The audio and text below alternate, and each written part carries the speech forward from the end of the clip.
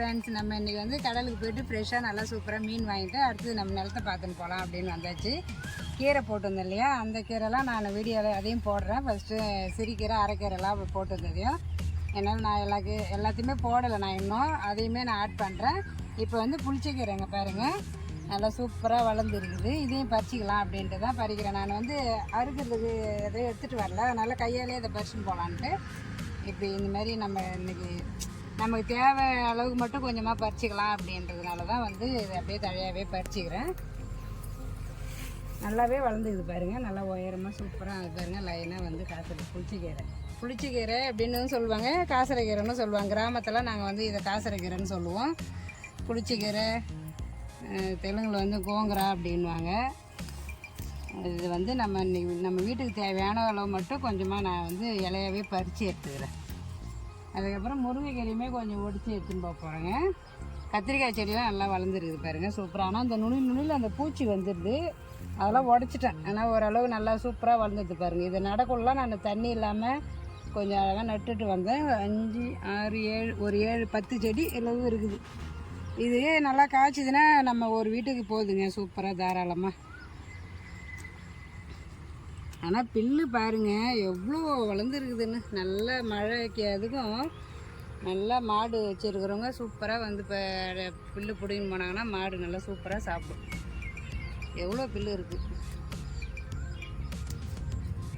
Bill இதெல்லாம் கொஞ்சம் வளர்ந்துருது எங்களுக்கு. ஆனால் வந்து எள்ளு செடி போட்டோம். நம்ம விவசாயம் வந்து எள்ளு தாங்க பண்ணியிருந்தோம். எள்ளு வந்து அந்த அளவுக்கு நல்லா இல்லை. வெயிலோட தாக்கமாக என்னான்றது தெரியல இந்த வருஷத்துக்கு. எள்ளே அவ்வளோவா நல்லா இல்லைங்க. இப்போ தான் ஒன்று பூ வைக்குது, காய் காய்க்குது. அடுத்தது பாதி காஞ்சி வெடித்து கொல்லிலே வேறு நிறையா கொட்டிச்சிங்க. இந்த வருஷம் வந்து எள்ளு வேஸ்ட்டு தான். சரி, நம்ம விளைய வச்சதை அப்படியே நிலத்துலேயே விட்டுட முடியும். அதை வந்து ஆள் வச்சு அதாவது அறுத்து கொஞ்சம் வந்த வரைக்கும் எடுத்துக்க வேண்டியது தான்.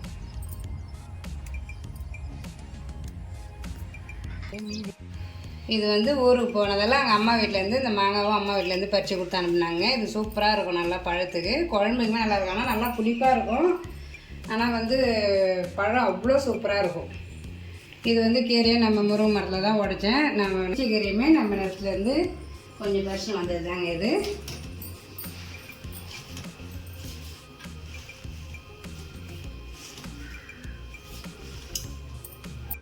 இன்றைக்கி ஊருக்கு போயிட்டு கொஞ்சம் கீரை மாங்காய் எல்லாமே வந்து பெற்று வந்தது. அதுக்கப்புறம் பலாப்பழமும் ஒன்று வந்து நல்லா முழுசாக வந்து அங்கே அம்மா வீட்டுக்கிட்டே விற்றுன்னு இருந்தாங்க. பலாப்பழமும் ஒன்று வாங்கி வந்துருக்குறோம். இது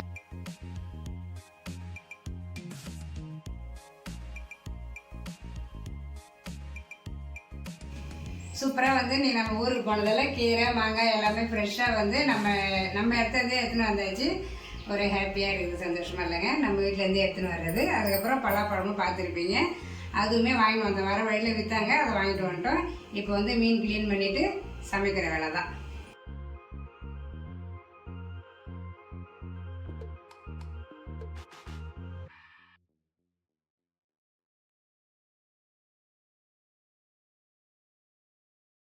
குழம்புக்கு வெங்காயம் கட் பண்ணிட்டேன். அதுக்கப்புறம் தக்காளியும் கட் பண்ணியாச்சு. வாங்கிட்டு வந்த மீனுமே நல்லாவே க்ளீன் பண்ணி வச்சுட்டேங்க. அது வந்து வறுக்கிறது அந்த மீன் மிளகாத்தூள் போட்டு வச்சுருக்கிறேன். அதையும் பெசரி வைக்கணும். ஸ்கூல்லேருந்து வந்தாச்சுங்க. மீனுமே வாங்கிட்டு வந்தது க்ளீன் பண்ணியாச்சு. நல்லா கழுவி எடுத்துட்டேன். நல்லா அலசியாச்சு. இதில் வந்து உப்பு மஞ்சள்லாம் போட்டு பெசரி வறுத்து கொடுத்தா பசங்க ஃபஸ்ட்டு சாப்பிடுவாங்க சூடாக. அதனால தான் ஃபஸ்ட்டு வந்து மீன் வந்து வறுக்கலாம் அப்படின்னு.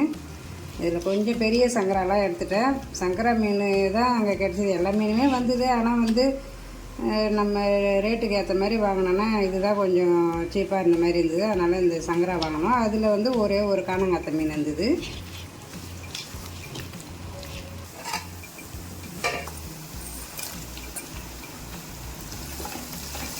இன்றைக்கி வந்து மீன் கொஞ்சம் நிறையா இருக்கிறதுனால குழம்பு அதுதாங்க இந்த பாத்திரத்தில் வைக்கிறேன். கொஞ்சம் நிறையாவே தான் வைக்கிறேன்.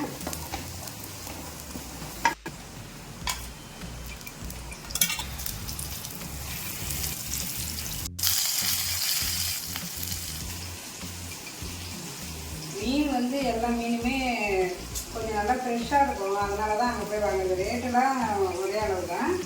ஆனால் நம்ம ஷேர் பண்ணி வாங்கணும்னா ஒரு 2-3 பேரை எல்லோரும் போயிட்டு நல்லா சீப்பாக எல்லா மீனுமே கலந்த மாதிரி வாங்கலாம்.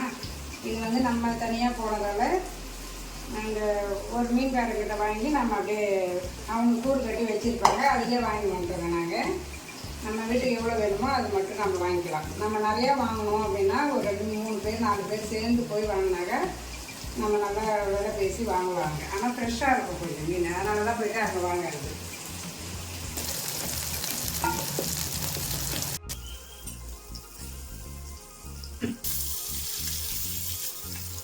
மீன் நல்லா ஒரு பக்கம் வெந்துடுது, இது நல்லா திருப்பிடலாம். நல்லா வந்து கல்லாட்டாக இருக்குது மீன், பொறுப்பாகவே இருக்குது.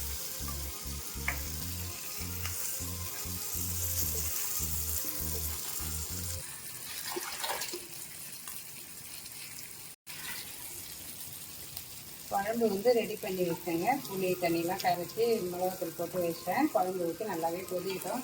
இதில் கொஞ்சம் நிறைய மீன் இருக்கிறதுனால நான் இந்த குண்டால தான் வைக்கிறேன். கொஞ்சம் வந்து தாராளமாக கொதிக்கு மீன் போட்டு, அதனால தான் இந்த கிணறு வைக்கிற குழம்பு.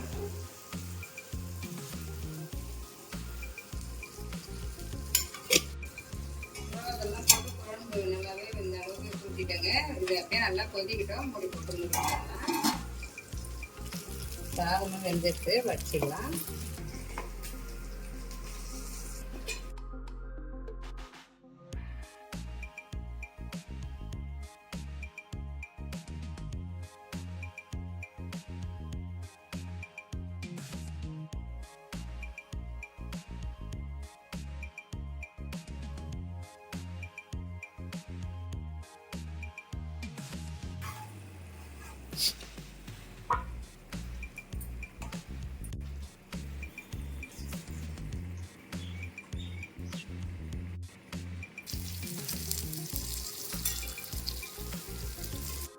குழம்பும் நல்லாவே கொதிச்சிருந்து மாங்காய் சேர்த்துக்கலாம். இந்த மாங்காய் வந்து உள்ளே நல்லா தாங்க இருக்குது, பூச்சி இல்லாமல் தான் இருக்குது. நான் முன்ன மீன் குழம்பு வைக்கலே போட்டேன், அது கரெக்டாக தான் பூச்சி எதுவும் இல்லாதனால அப்படியே தான் முழுசாக போட்டுக்கிறேன். ஆனால் வந்து நம்ம கட் பண்ணி பார்த்தா நல்லது, உள்ளே பூச்சி இல்லாமல் இருக்குது. நம்ம வீட்டில் இருந்து வந்த மாங்காய்ன்றதோ நான் பூச்சி இல்லாமல் தான் இருக்குது, அதனால் அப்படியே சேர்த்துக்கிறேன். மாங்காய் போட்டு கொஞ்சம் நேரம் கொதிக்கிட்டோம்.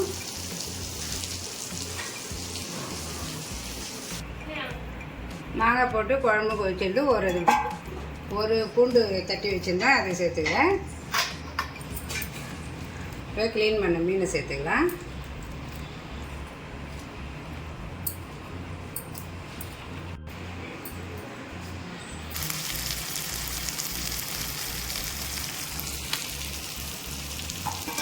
நல்லா மீன் போட்டு குழம்பு நல்லா கொதிச்சிட்டு சூப்பராக வந்து மீன் குழம்பு ரெடி ஆகிடுச்சு.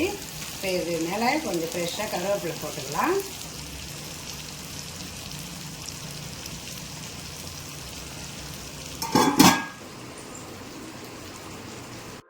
ரசத்துக்குமே மிளகு ஜீரகம் வந்து இதில் அம்மியில் தாங்க பொடி பண்ணேன். இது ரசமும் ரெடி ஆகிடுச்சு. இப்போ தாளிக்கணும்.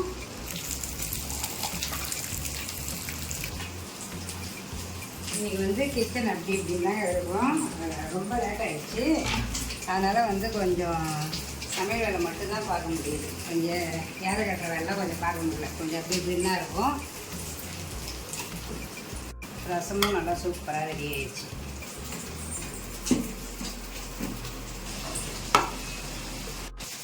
நல்லா சூப்பராக வந்து நம்ம வீட்டில் அவசரமாக வந்து சமையல் ரெடி ஆகிடுச்சிங்க. சுட சுட சாதம். இன்றைக்கி வந்து 1 மணி நேரத்தில் சமையல் வேலை முடிஞ்சுதுங்க. கடன்னு நல்லா சூப்பராக வந்து மாங்காய் போட்டு சங்கரா மீன் குழம்பு. இன்றைக்கி வந்து நாளைக்கு சேர்த்து தாங்க வச்சுருக்கிறேன். இட்லி நாளைக்கு சுட்டுட்டு சூப்பராக வந்து ஒரு மீன் குழம்புக்காக. இது வந்து தக்காளி ரசம், அதுக்கப்புறம் சங்கரா மீன் வறுவல். இது வந்து மாம்பழம் அம்மா வீட்டிலேருந்து எடுத்துன்னு வந்தேன். இது சாப்பிட்டதுக்கப்புறம் கட் பண்ணி சாப்பிட்லாம் அப்படின்ட்டு கழுவி எடுத்து வச்சுருக்கேன். இன்றைக்கி வந்து ஒரு ரவுண்டுங்க. நம்ம போய் கடலில் போய் மீன் வாங்கியாச்சு. நேராக போய் நிலத்துக்கு போய் நிலமும் பார்த்துட்டு அங்கேயும் கொஞ்சம் கீரைலாம் பறிச்சிக்கின்னு அப்படியே கொல்லிலாம் கொஞ்சம் பார்த்துட்டு நிலத்தெல்லாம் அம்மா வீட்டுக்கு வந்து மாங்காய் பறிச்சுன்னு வந்தாச்சு. அதுக்கு நடுவில் ஒரு ஃபங்க்ஷன் ஒன்று அட்டன் பண்ணிட்டேன். எங்கள் அத்தை பேத்திக்கு வந்து பொண்ணு பார்க்க வந்தாங்க, அதுக்குமே கூட்டாங்க. திடீர்னு நாங்கள் போனதால சரி வா அப்படின்னாங்களா, சரி போய் அதுலேயும் கலந்துருந்தாச்சு. அதையும் பார்த்துட்டு அப்படியே வந்து கடன்னு ஒரு சமையலையும் முடிச்சாச்சு. சூப்பராக இன்றைக்கி வந்து எங்கள் வீட்டில் லஞ்ச் வீடியோ முடிஞ்சுது. இந்த வீடியோ உங்களுக்கு பிடிச்சிருந்ததுன்னா லைக் பண்ணுங்கள், ஷேர் பண்ணுங்கள், கமெண்ட் பண்ணுங்கள், மறக்காமல் சப்ஸ்கிரைப் பண்ணுங்கள். பாய்.